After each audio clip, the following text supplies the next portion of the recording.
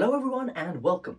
As you may have noticed from the decor change and of course of the video title, we are talking about shields. So in this video I'm just going to run you through all of my shield collection, and I'm just going to talk a little bit about each shield, how I make them, and the use of each shield in history.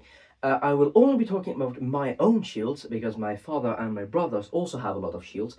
I'm not going to go through them because I have way too many myself. So let's get started with the first shield. So this here is the first shield. I am going chronologically from the first shield that was made to the last one.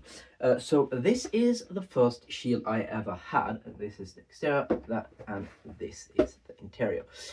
So it is basically just a very small round shield. And well, I can't remember when I got it. I think I must have been like 7 or something. But this shield has a long story behind it. So my father made this shield to me. As I said, I think I was 7 or something like that. And I think originally it had black paint on it, just plain black, and it has got lots and lots of layer of paint because I've just painted again and again. So originally it was black. Then I think I painted it red with a yellow wolf on it, something like that.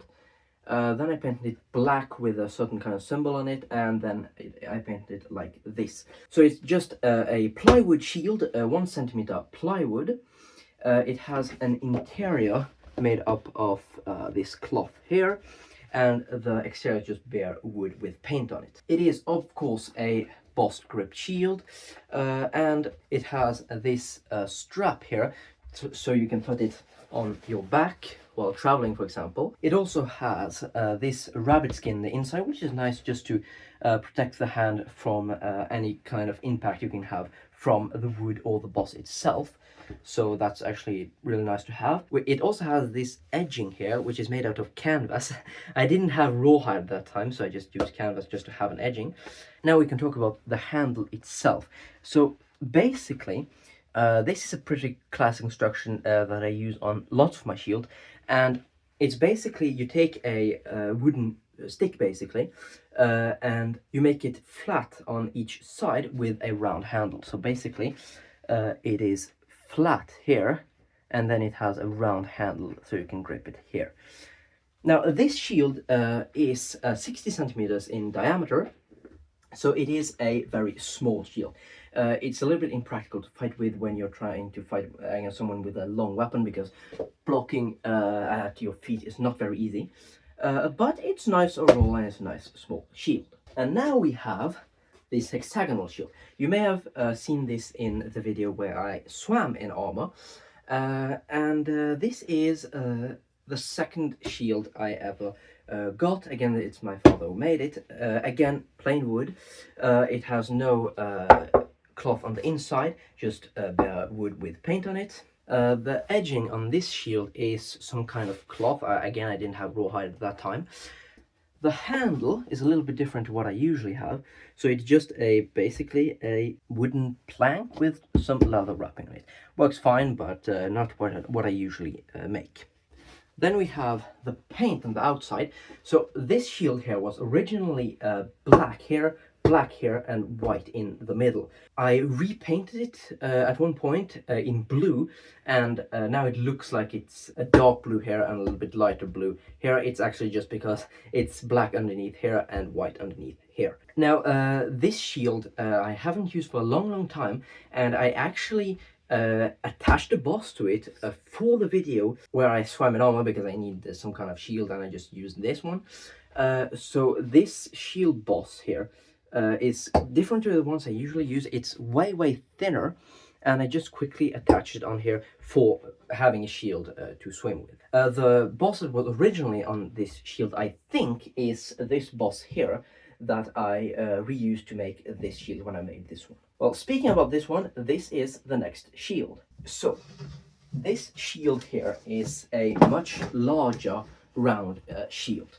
It has a raven on it, which is pretty classic for Viking shield, and it has rawhide edging. Now this rawhide edging, you may notice it is pieces of rawhide, not historically inaccurate in any kind of way, but my newer shields actually have big strips of rawhide. And that's actually because when we first started using rawhide, we actually used some of these dog treats or something like that that are made out of rawhide, and they kind of shape up bones with that rawhide. And we used that, we just put it in water and unwrapped it to put it on the shield, and it worked fine. But later on I found out that you can actually get rawhide that is supposed to be used for shield, which is just more practical.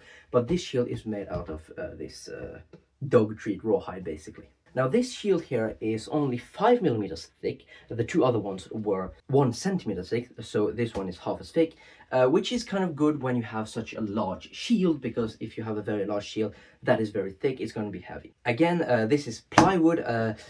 All of my shields except one, the scutum, I'm going to talk about that one later. The scutum is actually not plywood, but all the other shields are actually plywood. Now this shield boss here is another kind of shield boss. Yet again, this one is way thicker, but it's also, if you look at this from this angle here, it's also way smaller in this direction here, which actually means that when I have my hand on the inside, my knuckles on the edges actually touch the boss. So for this boss I would actually need to have some kind of an elevated grip.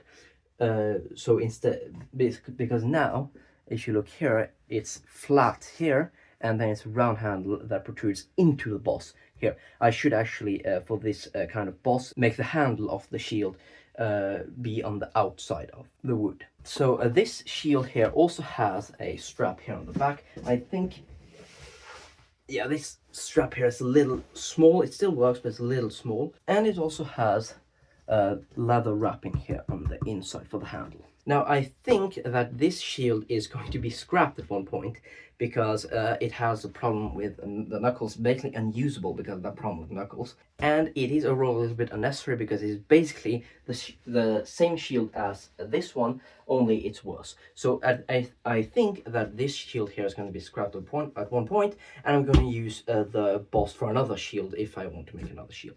We'll see. Another thing to mention about this shield here is that it's not just plain wood with paint on it. It's actually wood with canvas glued to it on the whole surface of the shield, and then paint.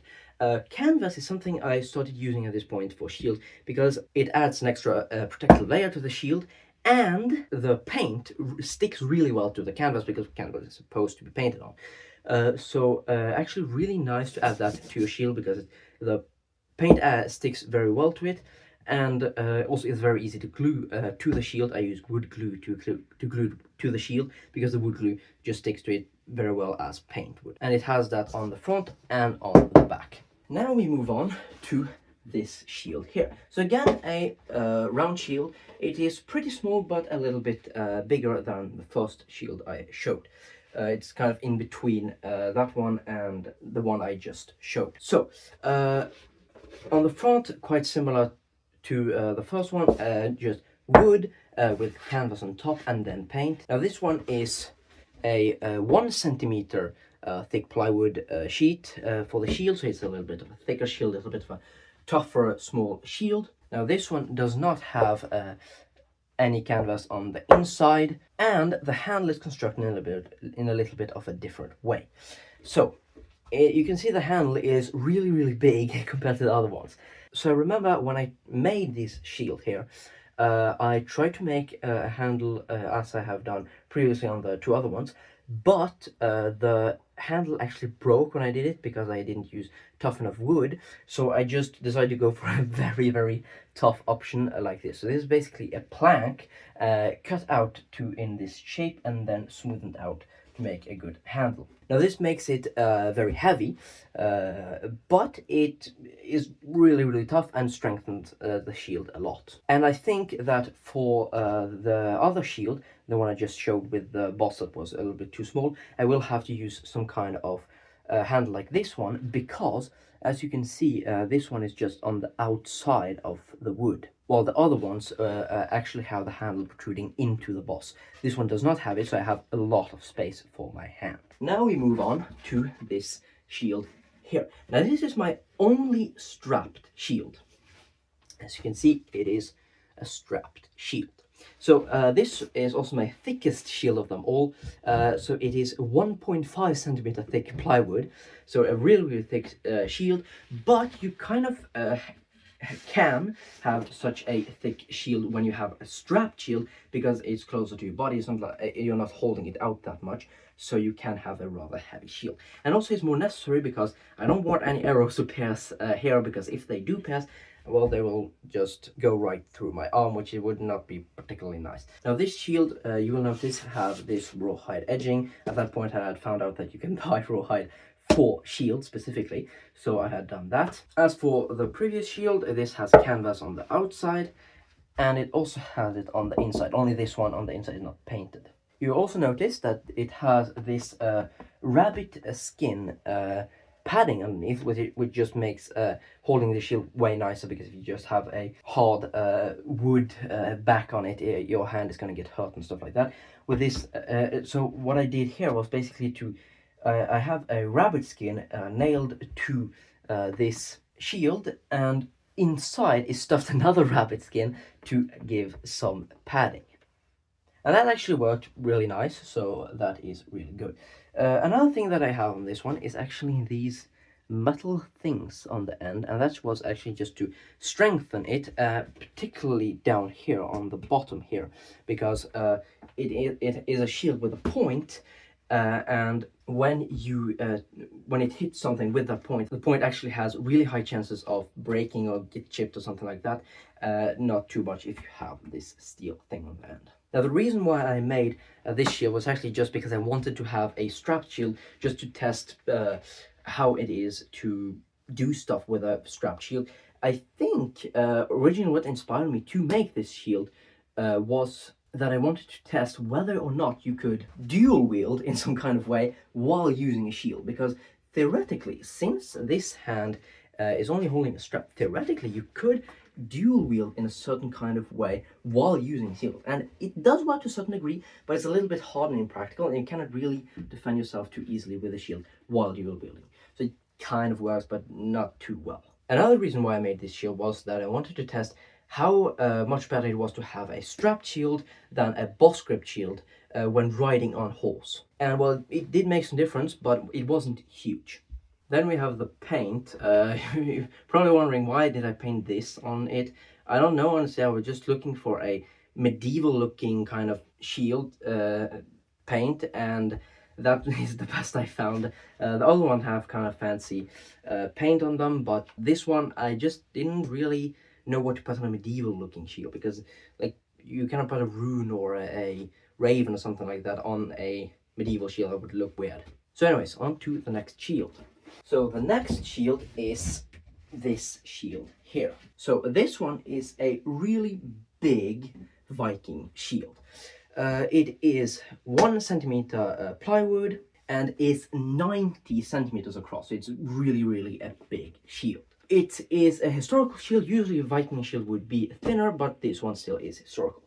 So the symbol, the paint on this shield is actually one of my favorite paint of them all. Was extremely hard to make though, because well, you have a symbol on a sheet of paper that looks like this, but then you need to scale it up to fit the entire shield. It's really hard. But I'm really pleased with how this shield looks. So again, canvas on the outside and canvas on the inside. Originally, I had actually put some kind of cloth on this shield. Problem is that the paint literally fell off it when I painted on, because the paint couldn't really stick to that cloth. So really using canvas just was way better, and using canvas is definitely a good idea for a shield, because you know that paint will stick on it, because canvas is made for paint to stick on it. Again, this shield has this rawhide edging that is made for shields. And then we come to the inside. So on the inside you will notice quite a strange handle design. Instead of just having a round opening, I have this shape here, and the handle is really short instead of going all the way to the sides. Now the reason why it is like this is because you don't need such a big handle when the shield is that thick, because well, it is already strong enough. It doesn't need the strengthening of that handle. So instead, this is base. It's really hard to show anything with this shield. Let me just grab this. So basically the plywood extends into the handle, and then you have one piece that has been fastened to each side, a piece of wood that has been fastened to each side of that plywood piece. And then the reason why it's not round on the bottom, but rather this triangle looking shape, is because you actually need this triangle shape to strengthen that thin piece of plywood that comes across. So yeah, it's kind of a different design, but a design that works great, and well, I just wanted to try something different, really. So now we come to this shield here, which is kind of supposed to be a scutum, and supposed to be a scutum because it's actually a little bit of a failed scutum. I tried to make a scutum. Problem is that this the scutum has this convex shape like this, and that is extremely hard to make. I tried to make this. You can see a little bit of a convex shape on it, but it just bent back a lot, and it's not really that convex anymore. So how you make that convex shape is actually by taking your plywood, and just soaking it completely, and then bending it over something gradually. And because it's soaking wet, it will, when it dries, it will keep that shape. The problem is that the plywood I used was modern plywood, which I think has some kind of chemicals in it that makes it actually keep that shape a lot more. So it's way harder to make it change shape. And also I think that I should have soaked it and bent it, soaked it and bent it, soaked it and bent it a lot more times. I only did once. Maybe I should have done it more. But yeah, it didn't really work out too well. You can see it has a little bit of that convex shape, but not too much. Now, historically, scutums were made of plywood. Other shields would historically be made out of planks layered like this, but the scutum was actually made of plywood. Now, the funny thing is that all of my shields are made of plywood except this one. It has an outer layer of plywood, but then the inside, it has actually planks fastened to the inside. Again, we have rawhide edging made purposefully for shields, and then you'll notice here that I have a kind of a different boss. It's a round boss, but then has this square plate on the outside. That is historical for scutums, but all scutums would have that. Like some would even have spine boss, which is basically a big wooden boss that runs all across outside of the shield and with a metal plate on top of it. Some will have that, but these square plates on the outside were actually quite common. Then it has kind of a classic scutum paint. And then if you come to the inside, you can notice several things. First of all, I have these reinforcement things here, and to hold the planks in to the plywood, and just reinforce the shield generally. And then we have the handle. So after the previous shield, the handle does not run across the whole shield to strengthen it, and the shield is already strengthened enough. It's so thick. I think in total this shield is 1.5 centimeters, so it's really thick, and it's also too heavy for a historical scutum. So this shield has this handle here. I carved this out of wood. Now it is an alright handle. The problem is that when you hold it like that, right? It tends to turn a little bit like this. It's actually quite annoying, especially if I was to travel with this. It would hit my leg down here all the time because of the handle that has kind of a weird shape. But overall, it's fine. Then this one also has this rabbit skin on the inside. Again, just to protect from impacts and stuff like that of your hand towards the wood. So yeah, this is kind of a failed shield, but it's nice anyways. So now we come to the last shield I ever made, which is this Valknut shield.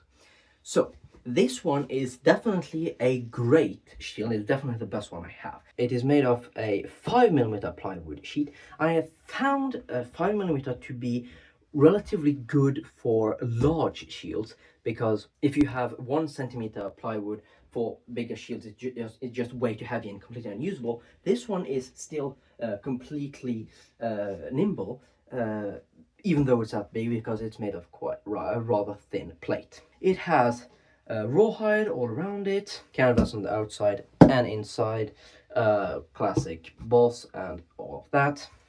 Then if you come to the inside, the first thing you'll notice is this strap here.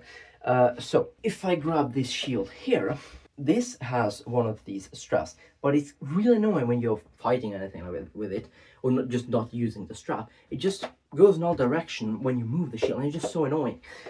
So I needed a way to hold the strap in place while using the shield. So what I did was to basically just cut a belt, attached one end down here and one end up here, and then just attached it together. So now it is tight and it's practical to fight with and everything. And then if I just open it up like this, now I suddenly have a strap that is even adjustable. So if I'm wearing nothing, I will probably just tighten it a little bit more like this. And if I'm wearing big and heavy armor, I can actually just loosen it up for it to fit. So that is really a great modification to this shield. And also what I really like about having a strap on your shield is that you can pretty easily fight with like a two-handed weapon, right? And then if someone shoots you with arrow or something, you just turn around like this and you're completely protected. I'm not even holding the shield, I'm just holding it basically like a strapped shield. Get my hair away. And this is protecting me relatively well against arrow, even though I'm using a two-handed weapon. And then melee, I'm ready, right? So that is actually really nice to have a strap shield like this. So if I was fighting with a Danax or something like that, I would do it like this. And I think even if I was fighting with a spear, I would do like this and just have my shield ready on my back. Because honestly, in terms of all the testing I've done, one-handed spear with a shield is completely useless because the spear is just way too heavy. And that is even if you have like a training spear that has no head on it, because it's still only the wooden stick, too heavy to be nimble enough for it to be effective. I honestly really like to just use a spear in two hands, way more efficient in any kind of testing we've done. And then you can have the shield in your back to protect you against arrows and stuff like that. So that is something that, yeah, a really big improvement for the shield. So now we come to the handle. Now we are back at the classic construction where it's cut out flat here with a handle that is protruding into the boss here. Now the other handles I made are actually made out of broom shafts, I think. This handle here is actually made out of ash wood that I cut down from a tree. So it's way stronger, also a little bit thicker, which is also nice because the other ones were a little bit too thin. And then it also has carvings in it that I just did because I think I'd just gotten a set of wood carving tools. I wanted to use them and just thought, you know, I'm gonna carve something into my handle. So yeah, I just have it for this. And then I also carved an arrow in here, / Tiwaz rune. And it's actually just to show what's up on the shield, because of course, if I hold the shield like this, it looks a little bit weird. So I have to hold it the right way. Now it looks good. And I have that arrow to help me get that right. And then the handle is also wood hardened. So I basically just took a kitchen torch and just burned across the whole handle, and that left the wood dark and the inside clearer with the wood carvings, because the flame cannot go in that deep to the wood carvings. So yeah, this is a really nice shield. Now I also have had some other shields.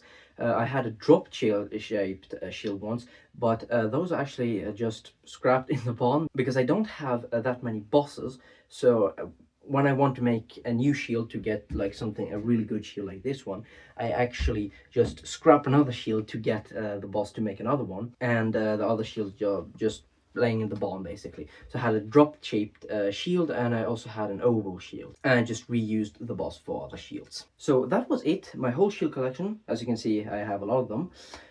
So yeah, I hope you enjoyed the video, and I'll see you in the next one.